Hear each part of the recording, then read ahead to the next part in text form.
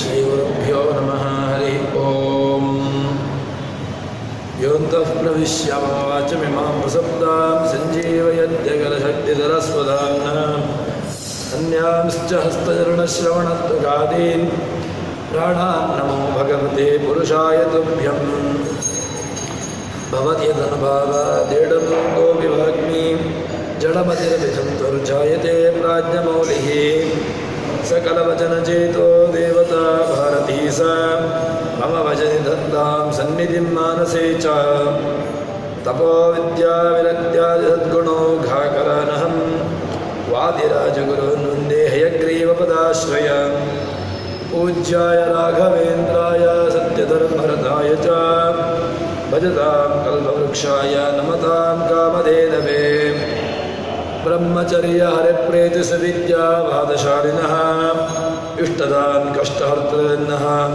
विद्यामान्यान् मुनीन् नमः श्रीगुरुभ्यो नमः श्रीवेदान्तमहाचलं हि परितः संयोज्य सूत्राहिपं सद्वातागमपोषितात्महृदयं तत्पूर्वपक्षासुरैः सिद्धान्तोऽसुरैश्वरैश्च मदितो यः कृष्णदुग्धाम्बुधिः स्वीयानाम् अमृतं प्रयच्छति समां मायाद्गुणोद्यन्मणिः श्रीगुरुभ्यो नमः हरि ओम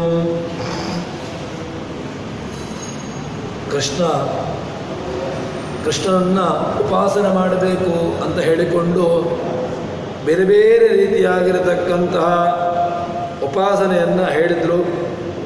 ಭಗವಂತನನ್ನು ಸ್ವಾಮಿತ್ವೇನ, ಮಿತ್ರತ್ವೇನ, ಸಖ ಅಂತ ಹೇಳಿಕೊಂಡು ಬಂಧುತ್ವೇನ, ಹೀಗೆ ಬೇರೆ ಬೇರೆ ರೀತಿಯಿಂದಾಗಿ ಭಗವಂತನನ್ನು ಉಪಾಸನೆ ಮಾಡಿಕೊಳ್ಳಬಹುದು ಅಂತ ಹೇಳಿ, ಆ ರೀತಿಯಾಗಿ ಭಗವಂತನನ್ನು ಉಪಾಸನೆ ಮಾಡಿದಾಗ ಭಗವಂತ ನಾವು ಯಾವ ರೀತಿಯಾಗಿ ಉಪಾಸನೆಯನ್ನು ಮಾಡಿರ್ತೇವೆಯೋ ಅದೇ ರೀತಿಯಾಗಿರ್ತಕ್ಕಂತಹ ಫಲವನ್ನು ಭಗವಂತ ನಮಗೆ ನೀಡ್ತಾನೆ ಎಂಬುದಾಗಿ ಹೇಳ್ತಾರೆ. ತದನಂತರದಲ್ಲಿ ಹೇಳ್ತಾರೆ, ನಾವು ಭಗವಂತ ನಮ್ಮ ಸದಾ ಕಾಲದಲ್ಲೂ ಕೂಡ ಭಗವಂತ ನಮ್ಮ ಮನಸ್ಸಿನಲ್ಲಿ ಇರ್ತಾನೆ. ನಮ್ಮ ಮನಸ್ಸಿನಲ್ಲಿರ್ತಕ್ಕಂತಹ ಭಗವಂತನನ್ನು ಅಲ್ಲಿಯೇ ನಾವು ಭಗವಂತನ ಸದಾ ಕಾಲದಲ್ಲೂ ಕೂಡ ನೆಲೆಯಾಗುವಂತೆ ಮಾಡಿಕೊಳ್ಳಬೇಕು. ಹೇಗೆ ಅಂತ ಕೇಳಿದರೆ, ಒಂದು ಗಂತುಂ ತತ್ರ ಕುತಾಸಿ ಸಮುದ್ರಿತೋಸಿ ತರುಣಿ ದುದ್ಧಾಮ ತತ್ರತೈ ಅಂತ ಹೇಳಿಕೊಂಡು ರಾಜರು ಆ ಗೋಪಿಕೆಯರ ಮನಸ್ಥಿತಿಯನ್ನು ವರ್ಣನೆ ಮಾಡ್ತಾರೆ. ಗೋಪಿಕೆಯರು ಅವನು ನಮ್ಮ ಮನಸ್ಸಿನಿಂದಲೇ ಹೋಗ್ತಾ ಇರ್ತಾನೆ ಭಗವಂತ ಆ ರೀತಿಯಾಗಿ ಹೋಗತಕ್ಕಂತಹ ಸಂದರ್ಭದಲ್ಲಿ ಅವನನ್ನು ಆ ಮನಸ್ಸಿನಲ್ಲಿ ಸ್ಥಿರವಾಗಿ ಕಟ್ಟಿ ಹಾಕುವಂತಹ ಒಂದು ಪ್ರಯತ್ನವನ್ನು ನಾವು ಮಾಡಬೇಕು. ಯಾಕೆ ಅಂತ ಕೇಳಿದರೆ, ಒಂದು ವೇಳೆ ನಾವು ಆ ಹೋಗತಕ್ಕಂತಹ ಭಗವಂತನನ್ನು ಬಿಟ್ಟೆವು ಅಂತ ಹೇಳಿದರೆ ಭಗವಂತ ಯಾವತ್ತೂ ಕೂಡ ಅಲ್ಲಿಗೆ ಮತ್ತೆ ಪ್ರವೇಶವನ್ನು ಮಾಡೋದಿಲ್ಲ. ಅದಕ್ಕೋಸ್ಕರವಾಗಿ ಭಗವಂತ ನಮ್ಮ ಮನಸ್ಸಿನ ಕಡೆಗೆ ಬಂದಾಗ, ನಮ್ಮ ಮನಸ್ಸಿನ ಹತ್ರ ಇದ್ದಾನೆ ಅಂತ ಹೇಳಿದಾಗ ಅಲ್ಲಿರತಕ್ಕಂತಹ ಭಗವಂತನನ್ನು ನಾವು ಸ್ಥಿರವಾಗಿ ಅಲ್ಲಿಯೇ ಅವನನ್ನು ಪ್ರತಿಷ್ಠಾಪನೆ ಮಾಡಬೇಕು. ಗೋಪಿಕೆಯರು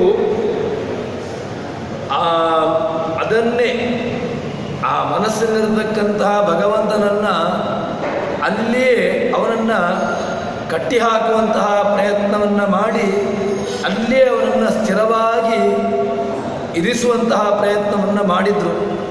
ಅದಕ್ಕೋಸ್ಕರವಾಗಿ ಭಗವಂತ ಅಲ್ಲಿಯೇ ಅವರ ಮನಸ್ಸಿನಲ್ಲಿಯೇ ಸ್ಥಿರವಾಗಿ ಅವರ ಮನಸ್ಸಿನಲ್ಲಿ ಸ್ಥಿರವಾಗಿ ಕುಳಿತುಕೊಂಡ ಭಗವಂತ. ಅಂತಹ ಭಗವಂತ ನಮ್ಮೆಲ್ಲರನ್ನೂ ಕೂಡ ರಕ್ಷಣೆ ಮಾಡಲಿ ಅಂತ ಹೇಳಿಕೊಂಡು ರಾಜರು ತಮ್ಮ ಪ್ರಾರ್ಥನೆಯನ್ನು ಮಾಡ್ತಾ ಇದ್ದಾರೆ. ಹೀಗೆ ಒಂದು ವೇಳೆ ನಾವು ಆ ಮನಸ್ಸಿನಿಂದ ಹೋಗತಕ್ಕಂತಹ ಭಗವಂತನನ್ನು ನಿರ್ಲಕ್ಷಿಸಿದೆವು ಅಂತ ಹೇಳಿದರೆ ಮತ್ತೆ ಯಾವತ್ತೂ ಕೂಡ ಭಗವಂತ ಆ ಮನಸ್ಸಿನಲ್ಲಿ ಭಗವಂತ ಬಂದು ನೆಲೆಯನ್ನು ಉರುವುದಿಲ್ಲ ಎಂಬುದಾಗಿ ಎಚ್ಚರಿಕೆಯನ್ನು ನೀಡುತ್ತಾರೆ. ಹೀಗೆ ಹೇಳಿದ ನಂತರ ಆ ಬಂದಿರತಕ್ಕಂತಹ ಭಗವಂತ, ನಾವು ಆ ಭಗವಂತನನ್ನು ಮನಸ್ಸಿನಲ್ಲಿ ಸ್ಥಿರಕಾಲದಲ್ಲಿ ಅವನನ್ನು ಇರಿಸಿದೆವು ಅಂತ ಹೇಳಿದರೆ ಏನು ಮಾಡ್ತಾನೆ ನಿಮಗೆ ಭಗವಂತ ಅಂತ ಕೇಳಿದರೆ, ನಮ್ಮ ಅಭಿವೃದ್ಧಿಗೆ ಕಾರಣನಾಗ್ತಾನೆ. ಭಗವಂತನಿಲ್ಲ ಅಂತ ಹೇಳಿದರೆ ಯಾವ ಕಾಲಕ್ಕೂ ಕೂಡ ಅಭಿವೃದ್ಧಿಯನ್ನು ಹೊಂದಲಿಕ್ಕೆ ಸಾಧ್ಯವೇ ಇಲ್ಲ. ನಮಗೆ ಅಭಿವೃದ್ಧಿ ಆಗಬೇಕು, ಏಳಿಗೆ ಆಗಬೇಕು ಅಂತ ಹೇಳಿದರೆ ಅದಕ್ಕೆ ಅತೀ ಮುಖ್ಯವಾಗಿರತಕ್ಕಂತಹದ್ದು ಯಾವುದು ಅಂತ ಕೇಳಿದರೆ ಭಗವಂತನ ಅನುಗ್ರಹ. ಇದು ಅತಿ ಅವಶ್ಯಕವಾಗಿರತಕ್ಕಂತಹದ್ದು. ಈ ಗೋಪಿಕೆಯರು ಹೇಳ್ತಾರೆ,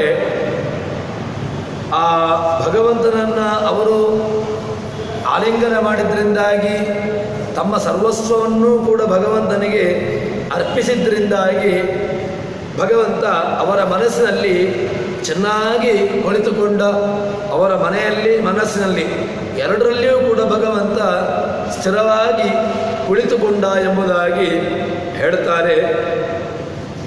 ಹೀಗೆ ಹೇಳಿದ ನಂತರ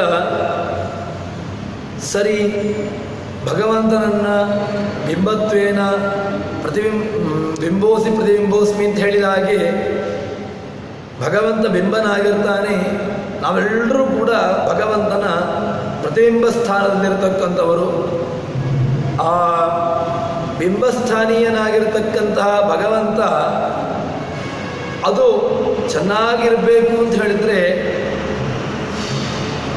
ಪ್ರತಿಬಿಂಬ ಚೆನ್ನಾಗಿರಬೇಕು ಅಂತ ಹೇಳಿದರೆ ಬಿಂಬ ಚೆನ್ನಾಗಿರಬೇಕು. ಬಿಂಬದಲ್ಲಿ ನಾವು ಅಲಂಕಾರಾದಿಗಳನ್ನು ಮಾಡಿದಾಗ ಪ್ರತಿಬಿಂಬ ಅದು ಚೆನ್ನಾಗಿ ಕಾಣಿಸ್ತದೆ. ಇಲ್ಲಿಯೂ ಕೂಡ ಅದೇ ರೀತಿಯಾಗಿ ಭಗವಂತ ಚೆನ್ನಾಗಿ ಇದ್ದಾಗ ಮಾತ್ರ ಜೀವನೂ ಕೂಡ ಚೆನ್ನಾಗಿ ಕಾಣಲಿಕ್ಕೆ ಸಾಧ್ಯವಾಗ್ತದೆ. ಭಗವಂತನನ್ನು ಆ ಗೋಪಿಕೆಯರು ವರ್ಣನೆ ಮಾಡುವಾಗ ಅವನ ಸೌಂದರ್ಯವನ್ನು ತುಂಬ ತನ್ಮಾಂ ರಂಜಯ ಸೀಸಮ ಕಿಂ ಪ್ರಿಯಗಿರ ಧನ್ಯಾಬಲ ಸೈವಹಿ ಅಂತ ಹೇಳಿಕೊಂಡು ಭಗವಂತನ ಆ ಸೌಂದರ್ಯವನ್ನು ವರ್ಣನೆ ಮಾಡ್ತಾರೆ. ಆ ಭಗವಂತ ಬೇರೆ ಯಾರಿಗೂ ಕೂಡ ಸಮಾನ ಆಗಲಿಕ್ಕೆ ಸಾಧ್ಯ ಇಲ್ಲ. ಉಪನಿಷತ್ತು ಭಗವಂತನನ್ನು ಹೇಳುವಾಗ ಏಕಮೇವ ಅದ್ವಿತೀಯಂ ಬ್ರಹ್ಮ ಅದ್ವಿತೀಯೋ ಅಸ್ತಿ ಕಶ್ಚಿತ್ ಅಂತ ಹೇಳಿಕೊಂಡು ಈ ರೀತಿಯಾಗಿ ಎಲ್ಲ ವರ್ಣನೆ ಮಾಡ್ತದೆ. ಏಕಮೇವ ಅದ್ವಿತೀಯಂ ಬ್ರಹ್ಮ, ಅದ್ವಿತೀಯನಾಗಿರ್ತಕ್ಕಂಥವನು, ದ್ವಿತೀಯ ವಸ್ತು ರಹಿತನಾಗಿರ್ತಕ್ಕಂಥವನು ಅದು ಭಗವಂತ. ತದನಂತರದಲ್ಲಿ ಹೀಗೆ ಆ ಅದ್ವಿತೀಯನಾಗಿರ್ತಕ್ಕಂತಹ ಭಗವಂತ ಅವರವರಿಗೆ ಅವನು ಬಿಂಬನಾಗಿರ್ತಾನೆ. ಆ ಬಿಂಬವಾಗಿರ್ತಕ್ಕಂಥದ್ದನ್ನು ಚೆನ್ನಾಗಿ ನೋಡಿಕೊಂಡಾಗ ಸಹಜವಾಗಿ ಲೌಕಿಕವಾಗಿ ನಾವು ನೋಡುವಾಗ ನಮ್ಮ ಪ್ರತಿಬಿಂಬವಾಗಿರತಕ್ಕಂತಹದ್ದು ಕನ್ನಡಿಯಲ್ಲಿ ನಾವು ನೋಡಿದಾಗ ಆ ಕನ್ನಡಿಯಲ್ಲಿ ಕಾಣತಕ್ಕಂತಹದ್ದು ರಿಫ್ಲೆಕ್ಷನ್. ಆ ರಿಫ್ಲೆಕ್ಷನ್ ಅದು ಚೆನ್ನಾಗಿ ಕಾಣಬೇಕು ಅಂತಾದರೆ ನಾವು ಬಿಂಬದಲ್ಲಿ ಅಲಂಕಾರವನ್ನು ಮಾಡಿಕೊಳ್ಳಬೇಕು. ಹೊರತು ಆ ಪ್ರತಿಬಿಂಬವನ್ನು ಚೆನ್ನಾಗಿ ಮಾಡಿದಾಗ ಏನೂ ಪ್ರಯೋಜನವಾಗುವುದಿಲ್ಲ. ಪ್ರತಿಬಿಂಬ ಸಹಜವಾಗಿ ಅದು ಒಂದೇ ರೀತಿಯಾಗಿರುವಂತಹದ್ದು. ಇಲ್ಲಿಯೂ ಕೂಡ ಆ ಭಗವಂತ ಅವನು ಚೆನ್ನಾಗಿರಬೇಕು ಈ ದೇಹದಲ್ಲಿ. ಅವನು ಚೆನ್ನಾಗಿ ಇದ್ದಾಗ ಆವಾಗ ನಮಗೆ ಎಲ್ಲವೂ ಕೂಡ ಚೆನ್ನಾಗಿ ಹೋಗ್ತದೆ.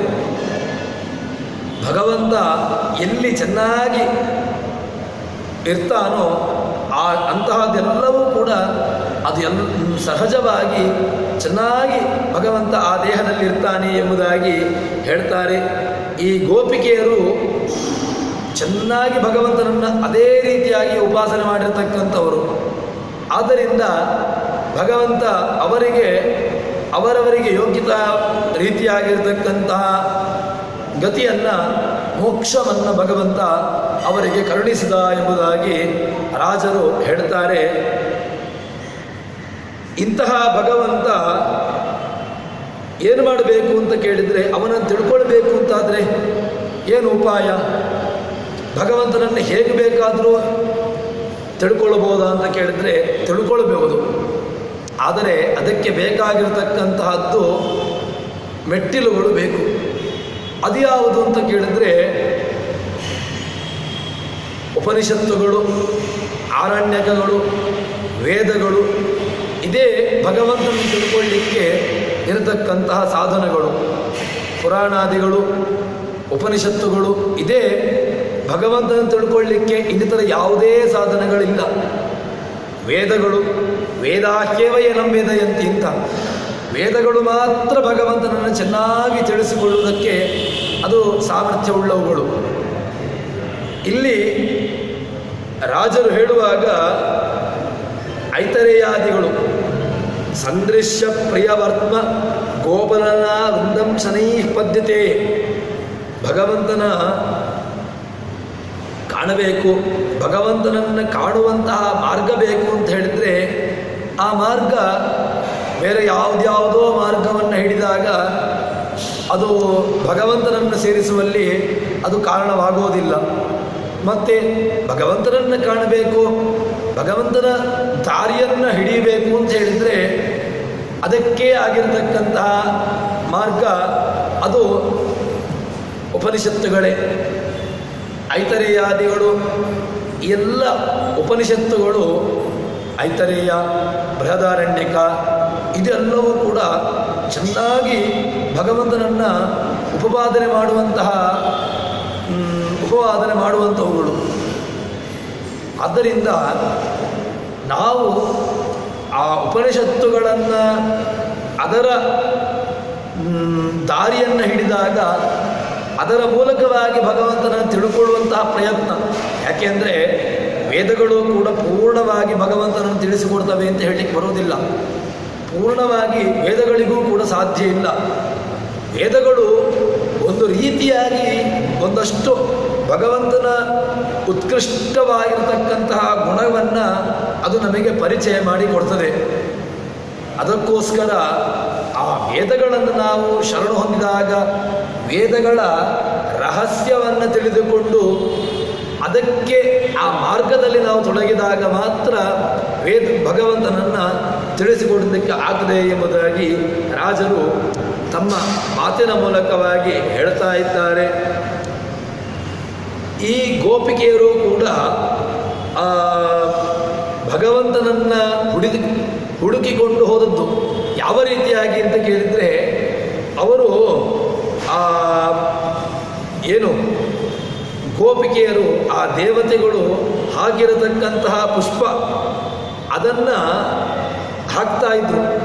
ಆ ಪುಷ್ಪದ ಜಾಡನ್ನು ಅನುಸರಿಸಿಕೊಂಡು ಗೋಪಿಕೆಯರು ಭಗವಂತನನ್ನು ಹುಡುಕಿಕೊಂಡು ಹೋದರು.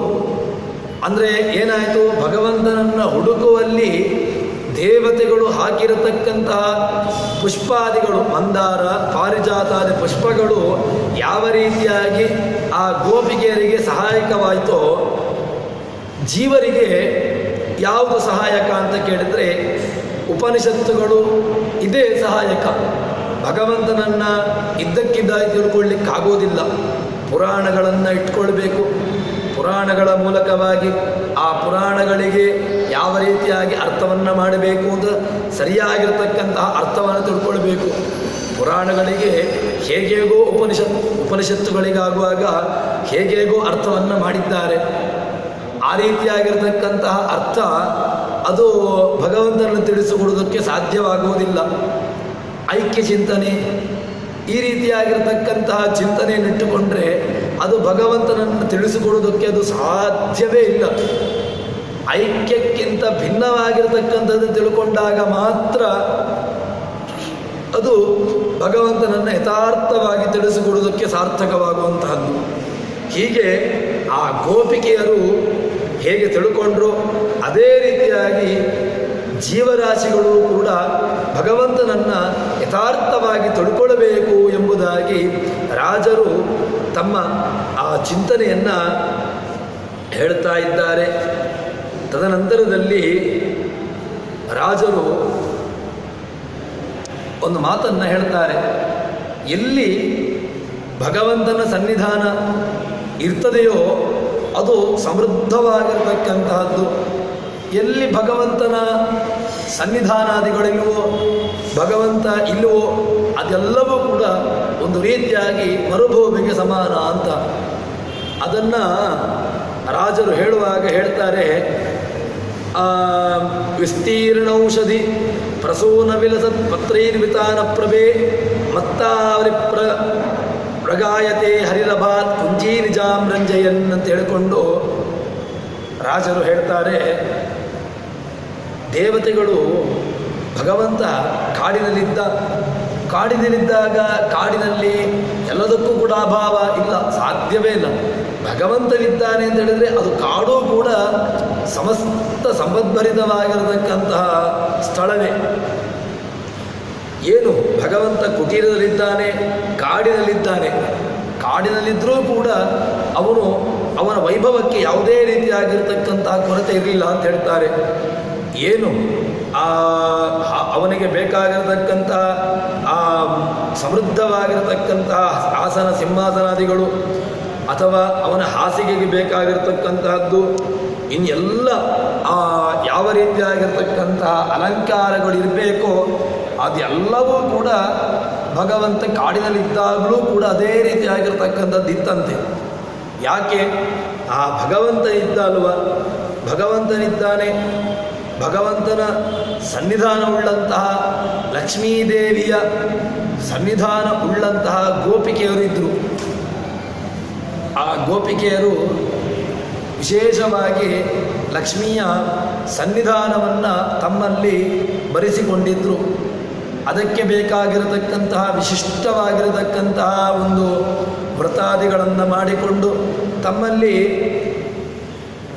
ವಿಶಿಷ್ಟವಾಗಿ ಲಕ್ಷ್ಮಿಯ ಸನ್ನಿಧಾನವನ್ನು ಬರೆಸಿಕೊಂಡಿದ್ದರು. ಆ ಲಕ್ಷ್ಮಿಯ ಸನ್ನಿಧಾನವನ್ನು ತಮ್ಮಲ್ಲಿ ಇರಿಸಿಕೊಂಡಿದ್ದರಿಂದಾಗಿ ಅದೇ ರೀತಿಯಾಗಿ ಭಗವಂತ ಆ ಕಾಡಿನಲ್ಲಿ ಅವರ ಜೊತೆಗಿದ್ದದ್ರಿಂದಾಗಿ ಯಾವುದೇ ರೀತಿಯಾಗಿರ್ತಕ್ಕಂತಹ ಕೊರತೆ ಅಲ್ಲಿರಲಿಲ್ಲ. ಎಲ್ಲವೂ ಕೂಡ ಸಂಪದ್ಭರಿತವಾಗಿರತಕ್ಕಂತಹದ್ದು ಅಲ್ಲಿತ್ತು ಎಂಬುದಾಗಿ ಹೇಳ್ತಾರೆ. ಹೀಗೆ ಸಂಪದ್ಭರಿತವಾಗಿರತಕ್ಕಂತಹದ್ದು ಅಂತ ಹೇಳಿದಾಗ ರಾಜರು ಹೇಳುವಂತಹ ಶೈಲಿ ಹೇಗೆ ಅಂತ ಕೇಳಿದರೆ, ಆ ಗೋಪಿಕೆಯರು ಅತ್ಯದ್ಭುತವಾಗಿರ್ತಕ್ಕಂತಹ ರೀತಿಯಲ್ಲಿ ಅವನ ಜೊತೆಗೆ ರಮಣೆಯನ್ನು ರಮಿಸ್ತಾ ಇದ್ದರು ಅಂತ ಹೇಳ್ತಾರೆ. ಒಂದು ಕಾಡಿನಲ್ಲಿ ಇರಬೇಕು, ಯಾವುದೇ ರೀತಿಯಾಗಿರ್ತಕ್ಕಂತಹ ಕೊರತೆಗಳಿಲ್ಲದ ಹಾಗೆ ಎಲ್ಲದಕ್ಕೂ ಕೂಡ ಅಲ್ಲಿ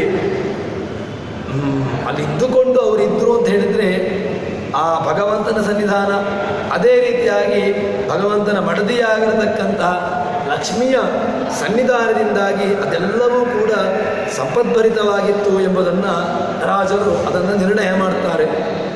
ಈ ನಿರ್ಣಯದಿಂದಾಗಿ ಗೊತ್ತಾಗುವಂತಹದ್ದು.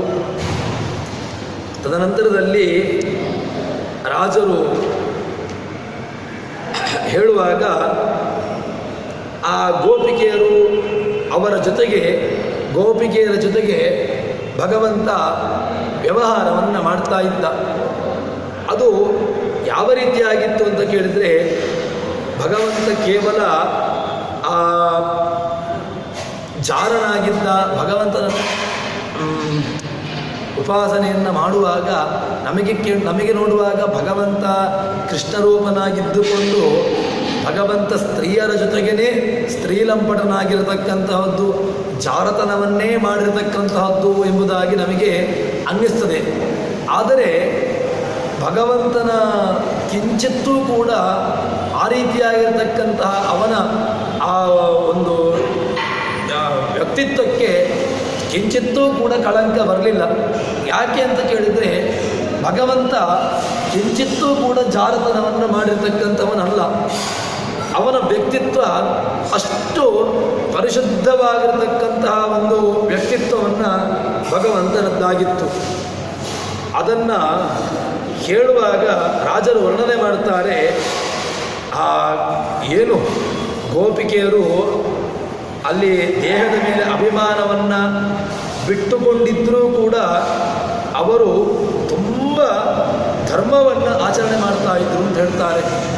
ಆ ಧರ್ಮದ ಆಚರಣೆ ಯಾರಿಗೋಸ್ಕರ ಅಂತ ಕೇಳಿದರೆ ಅವರು ಆ ಧರ್ಮದ ಆಚರಣೆಯನ್ನು ಮಾಡ್ತಾ ಇದ್ದದ್ದು ಭಗವಂತನಿಗೋಸ್ಕರವಾಗಿ. ಹಿಂದೆ ಒಂದು ಮಾತನ್ನು ಹೇಳುವಾಗ ಅವರ ದೇಹದಲ್ಲಿರತಕ್ಕಂತಹ ವಸ್ತ್ರಗಳು ಅದು ಶಿಥಿಲವಾಗಿದ್ದರೂ ಕೂಡ ಅವರಿಗೆ ಅದರ ಕಿಂಚಿತ್ತೂ ಕೂಡ ಅದರ ಬಗ್ಗೆ ಜ್ಞಾನ ಇರಲಿಲ್ಲ ಅಂತ ಹೇಳ್ತಾರೆ. ಮತ್ತೇನು, ಕೇವಲ ಭಗವಂತನ ಚಿಂತನೆ, ಕೇವಲ ಭಗವಂತನ ಸ್ಮರಣೆಯಲ್ಲಿಯೇ ಅವರು ಇದ್ದರು ಎಂಬುದಾಗಿ ಹೇಳ್ತಾರೆ. ಹೀಗೆ ಅಷ್ಟು ಉತ್ತಮವಾಗಿರ್ತಕ್ಕಂತಹ ಚಿಂತನೆಯನ್ನು ಗೋಪಿಕೆಯರು ಹೊಂದಿದ್ದರು ಅಂತ ಹೇಳಿದರೆ ಭಗವಂತ ಇನ್ನೊಂದು ಅವರಿಗೋಸ್ಕರ ಭಗವಂತ ಅವರ ಜೊತೆಗಿದ್ದ. ಅವರು ಪ್ರಾರ್ಥನೆಯನ್ನು ಮಾಡಿ ಅವರು ಅಷ್ಟೆಲ್ಲ ವ್ರತಾದಿಗಳನ್ನು ತಪಸ್ಸು ಇತ್ಯಾದಿಗಳನ್ನು ಆಚರಣೆ ಮಾಡಿದ್ರಿಂದಾಗಿ ಭಗವಂತ ಅವರಿಗೆ ಅವರ ಜೊತೆಗೆ ಇದ್ದ ಎಂಬುದಾಗಿ ನಮಗೆ ಗೊತ್ತಾಗುವಂತಹದ್ದು. ತನಗೋಸ್ಕರವಾಗಿ ಭಗವಂತ ಏನು ಆ ಗೋಪಿಕೆಯರ ಜೊತೆಗೆ ಇದ್ದ ಎಂಬುದಾಗಿ ಅರ್ಥವನ್ನು ಮಾಡಬಾರದು. ಹೀಗೆ ಆ ಭಗವಂತನನ್ನು ಹೇಳುವಾಗ ಬಿಭ್ರತ್ ಕೇಶೌಘ ಕಾಶನಧರ ಅಯೋ ಮಾತ್ರ ವೃತ್ತಿರ್ನಿದ ಪ್ರೇಷ್ಠ ಶ್ರೀ ವಿಠ್ಠಲೋಸೌ ಜಯತಿ ಮುನಿಗಣಂ ಜಾರವಾರ್ಥ ಕುತೋಸೌ. ಭಗವಂತನನ್ನು ಜಾರ ಅಂತ ಹೇಳಿಕೊಂಡು ಯಾವ ಕಾಲಕ್ಕೂ ಕೂಡ ಉಪಾಸನೆ ಮಾಡಲಿಕ್ಕಾಗಲಿಲ್ಲ. ಏನು ಎಲ್ಲವನ್ನೂ ಕೂಡ ಶಮ ದಮ ಇದೆರಡನ್ನೂ ಕೂಡ ತಮ್ಮಲ್ಲಿ ಅತ್ಯಂತ ಒಳ್ಳೆಯ ರೀತಿಯಲ್ಲಿ ಉಪಾಸನೆ ಮಾಡಿರತಕ್ಕಂಥವರು ಆ ಗೋಪಿಕೆಯರು. ಅವರು ಆ ಭಗವಂತ ಅಲ್ಲಿದ್ದ ಅಂತ ಹೇಳಿದಾಗ ಅಲ್ಲಿದ್ದಾಗಲೂ ಕೂಡ ಭಗವಂತ ಎಲ್ಲವನ್ನೂ ಜಯತಿ, ತಾನು ಎಲ್ಲವನ್ನೂ ಕೂಡ ಜಯಿಸಿಕೊಂಡು ಅವರ ಜೊತೆಗೆ ಆ ಕ್ರೀಡೆ ಇತ್ಯಾದಿಗಳನ್ನು ಅವರ ಜೊತೆಗೆ ಆ ವ್ಯವಹಾರಾದಿಗಳನ್ನು ಭಗವಂತ ಮಾಡಿದ ಎಂಬುದಾಗಿ ಅದನ್ನು ತಿಳಿಸ್ತಾರೆ. ತದನಂತರದಲ್ಲಿ ಇನ್ನೊಂದು ಇದನ್ನು ರಹಸ್ಯವಾಗಿರ್ತಕ್ಕಂತಹದ್ದನ್ನು ಸಂದೇಶವನ್ನು ರಾಜರು ನಮಗೆ ಹೇಳ್ತಾ ಇದ್ದಾರೆ. ಅದೇನು ಅಂತ ಕೇಳಿದರೆ, ನಮ್ಮ ದಾಸರು ಭಗವಂತನನ್ನು ಜಾರ ಅಂತ ಹೇಳಿಕೊಂಡು ಅವರು ಶಬ್ದ ಪ್ರಯೋಗವನ್ನು ಮಾಡಿದ್ದಾರೆ. ಅಲ್ಲ, ಅವರು ದಾಸರುಗಳು ಈ ರೀತಿಯಾಗಿರ್ತಕ್ಕಂಥ ಉಪಾಸನೆ ಯಾಕೆ ಮಾಡಿದ್ದಾರೆ, ಅಥವಾ ಅವರನ್ನು ಆ ರೀತಿಯಾಗಿ ಸಂಬೋಧನೆಯನ್ನಾದರೂ ಯಾಕೆ ಮಾಡಿದ್ದಾರೆ ಅಂತ ಕೇಳಿದರೆ ಅದಕ್ಕೆ ಉತ್ತರವನ್ನು ಕೊಡ್ತಾರೆ. ನಮ್ಮಲ್ಲಿ ಇರತಕ್ಕಂತಹ ದೋಷ, ನಾವು ಏನಾದರೂ ಕೂಡ ಆ ರೀತಿಯಾಗಿರ್ತಕ್ಕಂತಹ ದೋಷವನ್ನು ಮಾಡಿದರೆ ಆ ದೋಷದ ಪರಿಮಾರ್ಜನೆಗೋಸ್ಕರವಾಗಿ ಭಗವಂತನನ್ನು ಉಪಾಸನೆ ಮಾಡಬೇಕು ಎಂಬುದಾಗಿ ಹೇಳ್ತಾರೆ. ಅದೇನು ಅಂತ ಕೇಳಿದ್ರೆ, ದಾಸರು ಜಾರತ್ವವನ್ನು ಮಾಡಿದ ಪಾಪಗಳಿಗೆಲ್ಲ ಗೋಪೀಜನ ಜಾರ ಅಂತ ಹೇಳಿಕೊಂಡು ಒಂದು ತಮ್ಮ ಮಾತನ್ನೇ ಹೇಳ್ತಾರೆ. ಅಂದರೆ ಜಾರತ್ವವನ್ನು ಮಾಡಿರ್ತಕ್ಕಂತಹದ್ದು, ನಾವೇನಾದರೂ ಕೂಡ ಮಾನಸಿಕವಾಗಿ, ದೈಹಿಕವಾಗಿ ಅಥವಾ ಕಾಯಿಕ ಹೀಗೆ ಏನಾದರೂ ಕೂಡ ನಾವು ಮಾಡಿರತಕ್ಕಂತಹ ದೋಷಗಳಿದ್ದರೆ ಆ ದೋಷ ಹೋಗಬೇಕು ಅಂತ ಹೇಳಿದರೆ ಭಗವಂತನನ್ನು ಗೋಪೀಜನ ಜಾರ ಅಂತ ಹೇಳಿಕೊಂಡು ನಾವು ಉಪಾಸನೆಯನ್ನು ಮಾಡಿದಾಗ ನಮ್ಮಲ್ಲಿ ನಾವು ಮಾಡಿರ್ತಕ್ಕಂತಹ ದೋಷ ಅದು ಪರಿಹಾರವಾಗ್ತದೆ. ಹೀಗೆ ಉಪಾಸನೆಯ ನಿಮಿತ್ತದಿಂದಾಗಿ ಆ ದಾಸರುಗಳು ಈ ರೀತಿಯಾಗಿರ್ತಕ್ಕಂತಹ ಪ್ರಯೋಗವನ್ನು ಹೇಳಿದ್ದಾರೆ ಹೊರತು ಇನ್ನೊಂದು ಆ ರೀತಿಯಾಗಿರ್ತಕ್ಕಂಥ ಉಪಾಸನೆ ನಮಗೆ ಹೇಳಿದ್ದೇ ಅಲ್ಲ. ನಾವು ಭಗವಂತನನ್ನು ಉಪಾಸನೆ ಮಾಡುವಾಗ ಭಗವಂತನ ಸ್ವಾಮಿತ್ವೇನ ಉಪಾಸನೆ ಮಾಡುವಂತಹದ್ದೇ ನಮಗೆ ವಿಹಿತವಾಗಿರತಕ್ಕಂತಹದ್ದು. ನಾವು ಅವನನ್ನು ಜಾರತ್ವೇನಮೋ ಅಥವಾ ಹೀಗೆ ಉಪಾಸನೆ ಮಾಡುವಂಥದ್ದು ನಮಗೆ ಅದು ಸಲ್ಲ. ಆಯಾಯ ಯೋಗ್ಯತೆ ಉಳ್ಳಂತಹ ಜೀವರಾಶಿಗಳು ಅವರು ಆ ರೀತಿಯಾಗಿ ಆ ಭಗವಂತನನ್ನು ಉಪಾಸನೆ ಮಾಡಿಕೊಂಡು ಭಗವಂತನನ್ನು ಹೊಂದುವಂತಹದ್ದಿದೆ ಎಂಬುದಾಗಿ ಹೇಳ್ತಾರೆ. ನಮಗಾಗುವಾಗ ಭಗವಂತನನ್ನು ಉಪಾಸನೆ ಮಾಡುವಂತಹ ಶೈಲಿ ಅದನ್ನು ಬೇಕಾದಷ್ಟು ನಮಗೆ ಪುರಾಣಗಳಲ್ಲಿ ಹೇಳಿದ್ದಾರೆ. ಆ ರೀತಿಯಾಗಿರ್ತಕ್ಕಂತಹ ಉಪಾಸನೆಯನ್ನು ನಾವು ಮಾಡಬೇಕು ಎಂಬುದಾಗಿ ಅದನ್ನು ರಾಜರು ನಮಗೆ ಹೇಳ್ತಾ ಇದ್ದಾರೆ. ತದನಂತರದಲ್ಲಿ ಏನು ನಮಗೆ ಭಗವಂತ ಹಿಂದೆ ಹೇಳಿದ ಹಾಗೇನೆ ಭಗವಂತ ಎಲ್ಲಿದ್ದಾನೋ ಅದು ಎಲ್ಲವೂ ಕೂಡ ಅದು ಅರಮನೆ. ಇಲ್ಲಿ ಭಗವಂತ ನಿಲ್ಲುವೋ ಅದು ವನವೇ.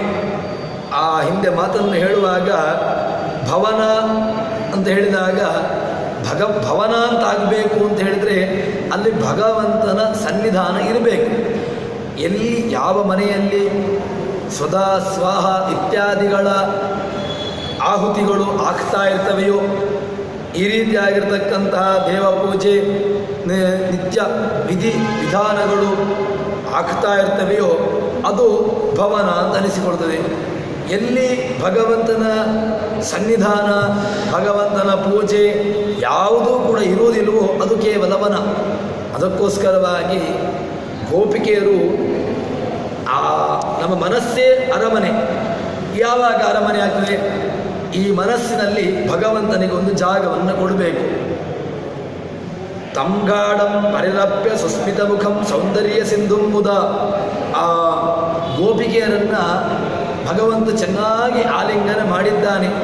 ಅಂದರೆ ಆಲಿಂಗನ ಮಾಡಿ ಭಗವಂತನನ್ನು ಚೆನ್ನಾಗಿ ಮನಸ್ಸಲ್ಲಿ ತುಂಬಿಕೊಂಡು ಬಿಟ್ಟಿದ್ದಾರೆ. ತುಂಬಿಸಿದ್ರಿಂದಾಗಿ ಏನು ಅವರ ಮನಸ್ಸಿದೆ ಅದು ಅರಮನೆಯೇ ಆಯಿತು. ಯಾಕೋಸ್ಕರ? ಅಲ್ಲಿ ಭಗವಂತನಿದ್ದ, ಭಗವಂತನ ಸನ್ನಿಧಾನ ಇತ್ತು.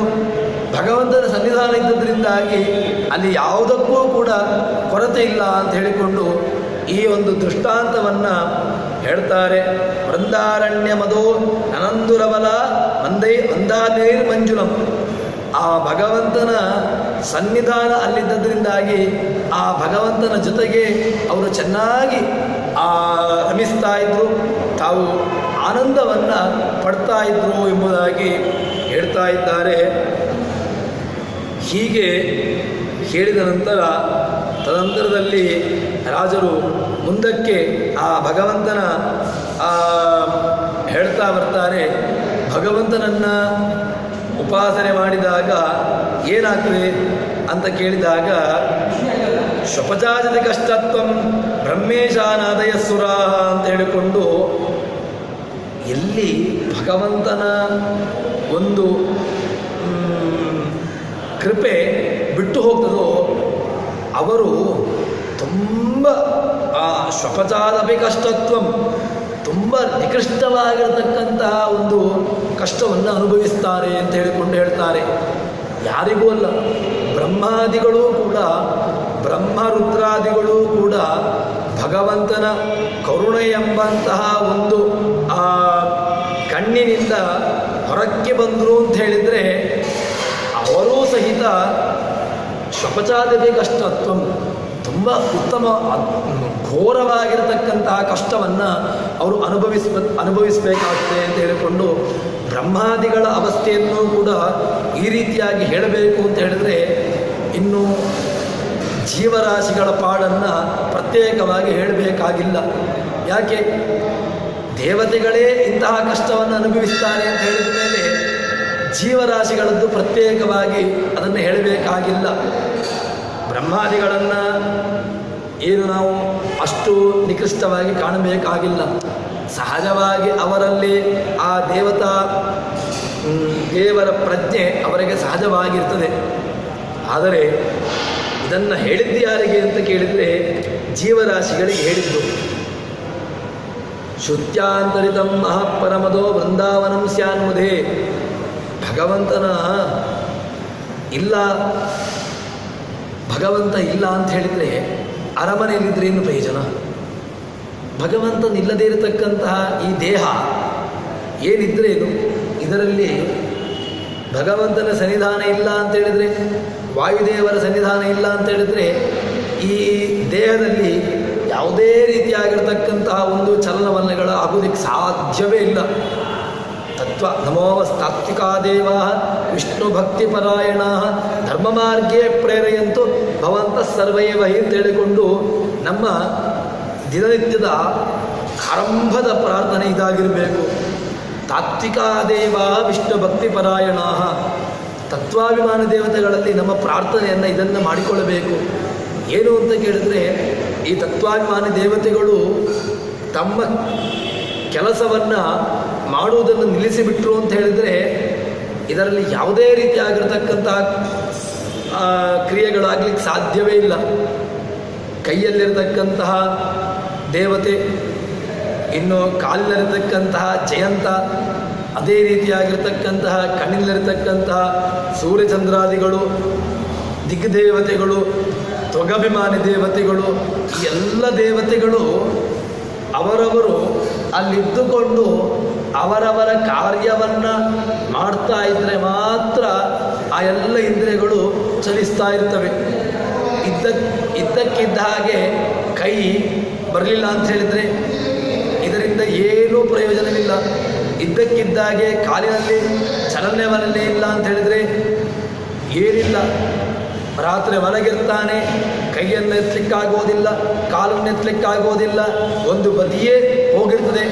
ಈ ರೀತಿಯಾಗಿರ್ತಕ್ಕಂತಹ ಸ್ಥಿತಿ ಆಯಿತು ಅಂತ ಹೇಳಿದರೆ ನಾವು ಯಾವುದೇ ರೀತಿಯಾಗಿರ್ತಕ್ಕಂತಹ ಚೇಷ್ಟೆಗಳನ್ನು ಮಾಡಲಿಕ್ಕಾಗೋದಿಲ್ಲ. ಚೇಷ್ಟಾಪ್ರದನಾಗಿರ್ತಕ್ಕಂಥವನು, ಚೇಷ್ಟೆಯನ್ನು ಕೊಡತಕ್ಕಂಥವನು, ಚೇಷ್ಟಾ ನಾಮಕನಾಗಿ ವಾಯುದೇವರ ಒಳಗಿದ್ದುಕೊಂಡು ಭಗವಂತ ಆ ಎಲ್ಲ ತತ್ವಾಭಿಮಾನಿ ದೇವತೆಗಳನ್ನು ನಿಯಂತ್ರಣೆ ಮಾಡ್ತಾ ಇದ್ದಾನೆ. ಅದರಿಂದಾಗಿ ಮಾತ್ರ ಈ ರೀತಿಯಾಗಿರ್ತಕ್ಕಂತಹ ಆ ಚಲನವಲನಗಳು ಆಗಲಿಕ್ಕೆ ಸಾಧ್ಯ. ಅದನ್ನು ರಾಜರು ಹೇಳ್ತಾರೆ, ದೇವರ ಭಯ ಏನು, ದೇವರ ಭಯವೂ ಇರಬೇಕು, ದೇವರ ದಯನೂ ಇರಬೇಕು ಅಂತ ಹೇಳ್ತಾರೆ. ಈ ದೇವರ ಕ್ರಮಿಯಿಂದ ರಾಜ್ಯವಾಳಿಸಿದೆ ಅಂತ ಭಗವಂತನ ವ್ಯಾಸರ ಒಂದು ಮಾತನ್ನು ಹೇಳ್ತಾರೆ. ಕ್ರಿಮಿಯಿಂದ ರಾಜ್ಯವಾಳಿಸಿದೆ ಅಂತ ಹೇಳಿದಾಗ ಭಗವಂತನ ಕೃಪೆಗೆ ಆ ಕ್ರಿಮಿ ಪಾತ್ರವಾಯಿತು ಅಂತ ಹೇಳಿದರೆ ಅದರಲ್ಲಿ ಭಗವಂತ ಇಷ್ಟು ದೊಡ್ಡದಾಗಿರತಕ್ಕಂತಹ ಮಹತ್ತರವಾಗಿರತಕ್ಕಂತಹ ಕ್ರಿಯೆಯನ್ನು ಕೂಡ ಮಾಡಿಸಲಿಕ್ಕೆ ಭಗವಂತನಿಗೆ ಸಾಮರ್ಥ್ಯ ಇದೆ. ಇದನ್ನು ತೋರಿಸಿಕೊಟ್ಟಂತಹದ್ದು ನಮಗೆ ಶಾಸ್ತ್ರಗಳು, ಪುರಾಣಗಳು. ಭಗವಂತನನ್ನು ಸುಮ್ಮನೆ ನಾವು ದೇವರನ್ನು ದೊಡ್ಡವನು ಅಂತ ಹೇಳಿದ ತಕ್ಷಣ ನಾವು ಹೇಳಿದ್ದರಿಂದಾಗಿ ದೇವರಲ್ಲಿ ದೊಡ್ಡತನ ಬರಬೇಕಾಗಿಲ್ಲ. ದೇವರಲ್ಲಿರತಕ್ಕಂತಹ ದೊಡ್ಡತನ ಅದು ಗೊತ್ತಾಗಬೇಕು ಅಂತ ಹೇಳಿದರೆ ಅದು ಸುಮ್ಮನೆ ಗೊತ್ತಾಗುವುದಿಲ್ಲ. ಅದಕ್ಕೆ ಸಹಕಾರಿಯಾಗಿರ್ತಕ್ಕಂತಹ ಪುರಾಣಗಳ ಅಧ್ಯಯನ, ಪುರಾಣಗಳ ಶ್ರವಣ ಇದಿದ್ದಾಗ ಮಾತ್ರ ದೇವರ ದೊಡ್ಡತನ ಗೊತ್ತಾಗುವಂತಹದ್ದು. ಆ ದೊಡ್ಡತನವನ್ನು ತಿಳಿಸುವಂತಹದ್ದು ವೇದಾದಿಗಳು. ಅದನ್ನು ತಿಳಿಸಿದಾಗ ಈ ಮಾತನ್ನು ಹೇಳಿರ್ತಕ್ಕಂತಹದ್ದು. ಭಗವಂತನ ದಯ ಇಲ್ಲ ಅಂತ ಹೇಳಿದರೆ ಇಷ್ಟೇ ದೊಡ್ಡವನಾಗಿರ್ತಕ್ಕಂಥವನು, ಅದೇ ಆ ಕಷ್ಟತ್ವ ಬ್ರಹ್ಮೇಶ, ಬ್ರಹ್ಮಾದಿಗಳು ಕೂಡ ಕಷ್ಟವನ್ನು ಅನುಭವಿಸ್ತಾರೆ. ದೇವರ ಅನುಗ್ರಹಕ್ಕೆ ಪಾತ್ರನಾಗಿರತಕ್ಕಂತಹ ಒಂದು ಸಣ್ಣ ಕ್ರಿಮಿಯಾದರೂ ಕೂಡ ಅದು ದೊಡ್ಡದಾಗಿರತಕ್ಕಂತಹ ಸ್ಥಾನವನ್ನು ಅದು ಪಡ್ಕೊಳ್ತದೆ. ಇದನ್ನು ಅರಿತುಕೊಂಡು ನಾವು ನಮ್ಮ ಜೀವನವನ್ನು ಮಾಡಬೇಕು ಎಂಬುದಾಗಿ ನಮಗೆ ರಾಜರು ಆ ಎಚ್ಚರಿಕೆಯನ್ನು ನೀಡ್ತಾ ಇದ್ದಾರೆ. ಹೀಗೆ ಹೇಳಿದ ನಂತರ ತದನಂತರದಲ್ಲಿ ರಾಜರು ಹೇಳ್ತಾರೆ, ಸರಿ ಇಷ್ಟೆಲ್ಲ ಮಾಡಿದಾಗ ಏನು ನಮಗೇನು ಅದರಿಂದ? ಈ ಜಡವಾಗಿರತಕ್ಕಂಥದ್ರಲ್ಲಿ ಏನು ಭಗವಂತನನ್ನ ಸ್ಥಾನ, ಅವನನ್ನು ಇರುವಿಸುವಂತಹದ್ದು, ಅವನ ಕಲ್ಪನೆ ಮಾಡುವಂತಹದ್ದು, ಇದೆಲ್ಲ ಹೇಗೆ ಜಡವಾಗಿರತಕ್ಕಂಥದ್ದಲ್ವ ಅಂತ ಹೇಳಿದ್ರೆ, ಜಡವಾಗಿರತಕ್ಕಂತಹದ್ರಲ್ಲಿ ಚೈತನ್ಯವನ್ನು ತುಂಬಿಸಬೇಕು. ಮನಸ್ಸು ಜಡವೇ. ಏನು ಜಡ? ಅದಕ್ಕೆ ಬೇಡವಾಗಿರತಕ್ಕಂಥದ್ದು ಬೇಕಾದಷ್ಟು ಬರ್ತಾ ಇರ್ತದೆ. ನಾವು ನಮಗೆ ಬೇಕಾಗಿರತಕ್ಕಂತಹ ವಸ್ತುವಿಗಿಂತ ಜಾಸ್ತಿಯಾಗಿ ನಮ್ಮ ಇಂದ್ರಿಯಗಳನ್ನು ಬೇರೆದಕ್ಕೆ ನಾವು ಇದನ್ನು ತೊಡಗಿಸಿಕೊಳ್ತೇವೆ. ಆ ಜಡವಾಗಿರತಕ್ಕಂತಹ ಮನಸ್ಸನ್ನು ಭಗವಂತನ ಕಡೆಗೆ ಇದನ್ನು ತಿರುಗಿಸಬೇಕು. ಹೇಗೆ ಅಂತ ಕೇಳಿದರೆ, ಆ ಜಡವಾಗಿರತಕ್ಕಂಥ ಮನಸ್ಸಿನಲ್ಲಿ ಪ್ರತಿಮೆಯನ್ನು, ಭಗವಂತನ ಪ್ರತಿಮೆಯನ್ನು ಇದರಲ್ಲಿ ಸ್ಥಿರವಾಗಿ ಪ್ರತಿಷ್ಠಾಪನೆ ಮಾಡಬೇಕು. ಭಗವಂತನ ಸ್ಥಿರವಾಗಿರತಕ್ಕಂಥ ಪ್ರತಿಮೆಯನ್ನು ಪ್ರತಿಷ್ಠಾಪನೆ ಮಾಡಿದಾಗ ನಾವು ದೇವರನ್ನು ಹುಡುಕಿಕೊಂಡು ಎಲ್ಲೆಲ್ಲಿಗೂ ಹೋಗಬೇಕು ಅಂತಿಲ್ಲ. ಏನು ಭಗವಂತ ನಮ್ಮ ದೇಹದ ಒಳಗೆ ಇರ್ತಾನೆ, ಆ ಒಳಗಿರತಕ್ಕಂತಹ ಭಗವಂತನನ್ನು ಹುಡುಕುವಂತಹ ಪ್ರಯತ್ನವನ್ನು ಮಾಡಬೇಕು. ಹೇಗೆ ಹುಡುಕುವಂತಹದ್ದು? ನಮಗೆ ನಮ್ಮ ಮನಸ್ಸಿನಲ್ಲಿರತಕ್ಕಂತಹ ಕೀಯನ್ನು ಕೊಟ್ಟಿದ್ದಾನೆ. ಆ ಕೀಯನ್ನು ಉಪಯೋಗಿಸಿಕೊಂಡು ಅದನ್ನು ತೆರೆದು ಆ ಭಗವಂತನನ್ನು ಕಾಣತಕ್ಕಂತಹದ್ದು ಅಷ್ಟೇ. ಆ ಕಾಣತಕ್ಕಂತಹ ಬಗೆಯನ್ನು ನಮಗೆ ಪುರಾಣಗಳು ಕೊಡುವಂತಹದ್ದು. ಈ ಜಡವಾಗಿರತಕ್ಕಂತಹ ಪ್ರತಿಮೆ ಈ ಮನಸ್ಸಿನಲ್ಲಿ ಭಗವಂತನನ್ನು ಉಪಾಸನೆ ಮಾಡಬೇಕು. ಅದೇ ರೀತಿಯಾಗಿ ಅದರ ಜೊತೆಗೆ ಪರಿವಾರ ದೇವತೆಗಳನ್ನು ಕೂಡ ಉಪಾಸನೆ ಮಾಡಲೇಬೇಕು ಅಂತ ಹೇಳ್ತಾರೆ. ಯಾರನ್ನೂ ಕೂಡ ಬಿಡುವಂತಿಲ್ಲ. ರುದ್ರದೇವರ ಆರಾಧನೆ, ಇಂದ್ರನ ಆರಾಧನೆ, ಗಣಪತಿ ಇತ್ಯಾದಿ ಎಲ್ಲ ದೇವತೆಗಳ ಆರಾಧನೆಯನ್ನು ನಾವು ಮಾಡಲೇಬೇಕು. ಮನಸ್ಸು ಭಗವಂತನಲ್ಲಿ ನೆಲೆಯಾಗಬೇಕು. ಭಗವಂತನಲ್ಲಿಯೇ ಈ ಮನಸ್ಸು ಸ್ಥಿರವಾಗಿ ಇರಬೇಕು ಅಂತ ಹೇಳಿದರೆ ಅದಕ್ಕೆ ರುದ್ರದೇವರ ಅನುಗ್ರಹ ಬೇಕು. ವ್ಯಾಪ್ತನಾಗಿರತಕ್ಕಂತಹ ಗಣಪತಿಯ ಆರಾಧನೆಯ ಮೂಲಕವಾಗಿ ವಿಶ್ವನಾಮಕ, ವಿಶ್ವ ಅಂತ ಹೇಳಿದ್ರೆ ವ್ಯಾಪ್ತನಾಗಿರತಕ್ಕಂಥವನು. ವಿಶ್ವಂ ಬಿಭ್ರತಿ ಇದೆ ವಿಶ್ವಂಬರ ಅಂತ, ಇಡೀ ಜಗತ್ತನ್ನು ಧಾರಣೆ ಮಾಡಿರತಕ್ಕಂಥವನು ವಿಶ್ವಂಭರ. ಅಂತಹ ಭಗವಂತನ ಉಪಾಸನೆಯನ್ನು ನಾವು ವಿಶ್ವನಾಮಕನಾಗಿರ್ತಕ್ಕಂತಹ ಭಗವಂತನ ಉಪಾಸನೆಯನ್ನು ಗಣಪತಿಯ ಮೂಲಕ ಮಾಡಬೇಕು. ಹೀಗೆ ಒಂದು ವಸ್ತು ಬೆಳೆಯಬೇಕು ಅಂತ ಹೇಳಿದರೆ ಒಂದು ಮಗು ಇದೆ. ಆ ಮಗು ಹುಟ್ಟಿರತಕ್ಕಂತಹ ಮಗು ಅದು ಒಂದೇ ರೀತಿಯಾಗಿರ್ತದೆ ಇಲ್ಲ, ಆ ಮಗು ಬೆಳೀತಾ ಇರ್ತದೆ. ಬೆಳೆಯತಕ್ಕಂತಹ ಮಗು ಬೆಳೆಯಬೇಕು ಅಂತ ಹೇಳಿದರೆ ಅದಕ್ಕೆ ಆಕಾಶ ಬೇಕು. ಆ ಆಕಾಶ ಅದು ಎಲ್ಲಿಂದ ಬಂತು ಅಂತ ಕೇಳಿದರೆ ಆ ಭಗವಂತನ, ಆ ವಿಶ್ವನಾಮಕನಾಗಿರ್ತಕ್ಕಂತಹ ಭಗವಂತನ ಅನುಗ್ರಹ ಇದ್ದಾಗ ಮಾತ್ರ ಆ ಮಗು ಬೆಳೀಲಿಕ್ಕೆ ಸಾಧ್ಯ. ಹೀಗೆ ಎಲ್ಲ ದೇವತೆಗಳ ಆರಾಧನೆ, ಎಲ್ಲ ಪರಿವಾರ ದೇವತೆಗಳ ಆರಾಧನೆಯನ್ನು ಕೂಡ ಮಾಡಬೇಕು ಅಂತ ಹೇಳಿಕೊಂಡು ಚಿಂತನೆಯನ್ನು ರಾಜರು ನಮಗೆ ಹೇಳ್ತಾರೆ. ಹೀಗೆ ಪರಿವಾರ ದೇವತೆಗಳ ಚಿಂತನೆ, ಅದೇ ರೀತಿಯಾಗಿ ಪ್ರಧಾನ ದೇವತೆ, ಪರಿವಾರತೆಯ ಮತ್ತು ಅಪ್ರಧಾನ ಎಲ್ಲವನ್ನೂ ಕೂಡ ಚಿಂತನೆ ಮಾಡಬೇಕು ಎಂಬುದಾಗಿ ಹೇಳ್ತಾರೆ. ತದನಂತರದಲ್ಲಿ ಗೋಪಿಕೆಯರ ಜೊತೆಗೆ ಭಗವಂತ ಸಂಭಾಷಣೆಯನ್ನು ಮಾಡ್ತಾನಂತೆ. ಅದೇನು ಅಂತ ಕೇಳಿದರೆ, ನೀನು ಯಾರು ಅಂತ ಗೋಪಿ ಪ್ರಶ್ನೆಯನ್ನು ಕೇಳ್ತಾ ಇದ್ದಾಳೆ. ಗೋಪಿಗೆ ಆ ರೀತಿಯಾಗಿರ್ತಕ್ಕಂತಹ ಪ್ರಶ್ನೆಯನ್ನು ಕೇಳಿದಾಗ ಹೇಳ್ತಾನೆ, ಏನು ಅಂತ ಕೇಳಿದ್ರೆ, ನಾನು ಏನು ದೇವತೆ ಅಂತ ಏನು ಅಂತ ಕೇಳಿದ್ರೆ, ಇಡೀ ಜಗತ್ತನ್ನು ಧಾರಣೆ ಮಾಡತಕ್ಕಂಥವನು, ಇಡೀ ಜಗತ್ತನ್ನು ರಕ್ಷಿಸತಕ್ಕಂಥವನು ನಾನು ಅಂತ ಹೇಳಿಕೊಂಡು ಹೇಳ್ತಾಳೆ. ಇನ್ನೊಂದು ಗೋಪಾಲ ಅಂತ ಹೇಳ್ತಾರೆ. ಏನು ಗೋಪಾಲ? ಗಾಂ ಪಾತಿ ಇತಿ ಗೋಪಾಲ, ಅಥವಾ ಗೋವುಗಳು, ಮಾತುಗಳು, ಮಾತಿನ ಮೂಲಕವಾಗಿ ತಿಳ್ಕೊಳ್ಳಿಕ್ಕೆ ಯೋಗ್ಯವಾಗಿರತಕ್ಕಂಥದ್ದು ಅದು ಯಾವುದು ಅಂತ ಕೇಳಿದರೆ ವೇದಗಳು. ನೈಷಾತರ್ಕೇಣ ಮತಿರಾಪನೇಯ, ತರ್ಕದ ಮೂಲಕವಾಗಿ ಭಗವಂತನ ತಿಳ್ಕೊಳ್ಳಿಕ್ಕೆ ಸಾಧ್ಯವೇ ಇಲ್ಲ. ತರ್ಕದಿಂದಾಗಿ ಏನೋ ಒಂದು ವಸ್ತುವನ್ನು ನಾವು ಅನುಮಾನ ಮಾಡ್ಬೋದು. ಈ ವಸ್ತು ಇಲ್ಲಿದೆ ಅಂತ ಹೇಳಿಕೊಂಡು ಅನುಮಾನದ ಮೂಲಕವಾಗಿ ತಿಳ್ಕೊಳ್ಬೋದು. ದೇವರನ್ನು ಅನುಮಾನದ ಮೂಲಕವಾಗಿ ತಿಳ್ಕೊಳ್ಳಿಕ್ಕಾಗೋದಿಲ್ಲ. ದೇವರನ್ನು ತಿಳ್ಕೊಳ್ಳಬೇಕು ಅಂತ ಕೇಳಿದರೆ ಆಗಮನೇ ಅದಕ್ಕೆ ಮುಖ್ಯವಾಗಿರತಕ್ಕಂತಹದ್ದು. ಏನು ಆಗಮ ಅಂತ ಹೇಳಿದ್ರೆ, ಆಗಮ ಚೆನ್ನಾಗಿ ಗಮಯತಿ ತಿಳಿಸುವಂತಹದ್ದು ಅದು ಶ್ರುತಿಗಳು. ಆ ಶ್ರುತಿಗಳ ಮೂಲಕವಾಗಿ ನಮಗೆ ತಿಳಿಯುವಂತಹದ್ದು ಆ ಭಗವಂತ. ಅದಕ್ಕೋಸ್ಕರವಾಗಿ ಆ ಆಗಮದ ಅಧ್ಯಯನ ಮಾಡಬೇಕು ಅಂತ ಹೇಳ್ತಾರೆ. ಹೀಗೆ ಭಗವಂತನನ್ನು ಆ ಗೋಪಿಗೆ ನೋಡ್ತಾ ಇದ್ದಾಳೆ. ನೋಡ್ತಾ ಇರುವಾಗ ತಮ್ಮ ಕಣ್ಣನ್ನು ಮುಚ್ಚುತ್ತಾ ಇಲ್ವಂತೆ. ಯಾಕೆ ಅಂತ ಕೇಳಿದ್ರೆ, ಒಂದು ವೇಳೆ ಕಣ್ಣಿನ ರೆಪ್ಪೆಯನ್ನು ಮುಚ್ಚಿದ್ರೆ ಭಗವಂತ ಅಷ್ಟು ಹೊತ್ತು ಕಾಣದೇ ಇರ್ತಾನಲ್ವ. ಅದಕ್ಕೋಸ್ಕರವಾಗಿ ನನ್ನ ಕಣ್ಣಿನಿಂದ ಕಿಂಚಿತ್ತೂ ಕೂಡ ಭಗವಂತ ಅವನು ಅದೃಶ್ಯನಾಗಬಾರ್ದು. ಸದಾ ಕಾಲದಲ್ಲೂ ಕೂಡ ನಮ್ಮ ಕಣ್ಣೆದುರುಗಡೆಗೆ ಭಗವಂತ ಕಾಣ್ತಾ ಇರಬೇಕು ಅಂತ ಹೇಳಿಕೊಂಡು ಅದಕ್ಕೋಸ್ಕರವಾಗಿ ಆ ಗೋಪಿಗೆ ಕಣ್ಣನ್ನು ಮುಚ್ಚುತ್ತಾ ಇಲ್ವಂತೆ. ಹೀಗೆ ಅವರನ್ನು ನೋಡುವುದರಲ್ಲಿ ಒಂದೇ ರೀತಿಯಾಗಿರ್ತಕ್ಕಂಥ ಅನೇಕ ರೀತಿಯಿಂದಾಗಿ ಭಗವಂತನನ್ನು ನೋಡ್ತಾ ಇದ್ದಾರೆ. ನೋಡುವ ಮೂಲಕವಾಗಿ ಭಗವಂತನ ಜೊತೆಗೆ ಮಾತನಾಡುವ ಮೂಲಕವಾಗಿ ನಾವು ದೇವರ ಜೊತೆಗೆ ಮಾತನಾಡಬೇಕು. ಏನು ನಾವು ದೇವರ ಜೊತೆಗೆ ಮಾತನಾಡಬೇಕು? ನಾವು ದೇವರ ಜೊತೆಗೆ ಮಾತನಾಡ್ತೇವೆ.